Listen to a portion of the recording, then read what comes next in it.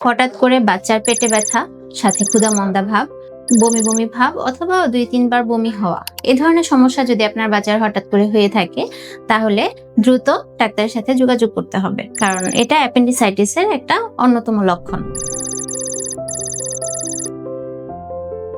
আসসালামু আলাইকুম, আমি ডাক্তার ফেরদৌসী আক্তার, শিশু সার্জারি বিশেষজ্ঞ। আমি প্র্যাকটিস করছি লোবানা জেনারেল হাসপাতাল অ্যান্ড কার্ডিয়াক সেন্টারে। আজকে আমরা কথা বলবো আমাদের বাচ্চাদের সবথেকে কমন সার্জিক্যাল প্রবলেম অ্যাপেন্ডিসাইটিস নিয়ে।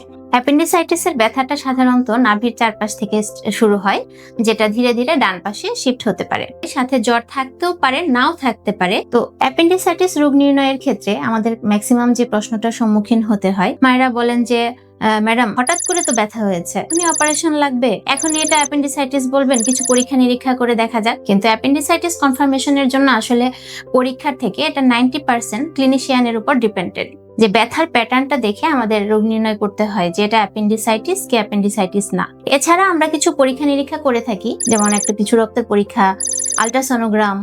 আমাদের খুব ডিফিকাল্ট হয়ে পড়ে যখন বাচ্চারা দেখা যায় যে এই প্রবলেমটা ব্যথা হয়েছে, তারা এক হাসপাতাল থেকে আরেক হাসপাতালে ঘুরছে, এক ডাক্তার থেকে আরেক ডাক্তার দেখাচ্ছে যে অপারেশন ছাড়া কোনো চিকিৎসা হয় কিনা। কিন্তু অ্যাপেন্ডিসাইটিস এটা প্রথমে সিম্পল থাকে এবং এটা যখন আনট্রিটেড থাকে, চিকিৎসা না করা হয়, ধীরে ধীরে এটা বার্স্ট অ্যাপেন্ডিক্সে চলে যেতে পারে, কিংবা অ্যাপেন্ডিক্সের জায়গাটাতে পুঁজ হয়ে যেতে পারে।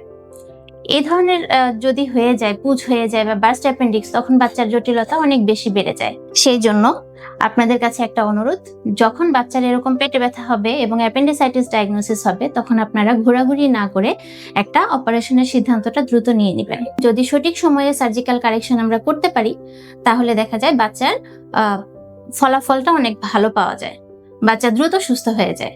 কিন্তু যদি আপনি দেরি করেন, পুঁজ হয়ে যায় কিংবা বার্স্ট অ্যাপেন্ডিক্স হয়ে যায়, তখন দেখা যায় যে বাচ্চার জটিলতা অনেক বেশি বাড়ে।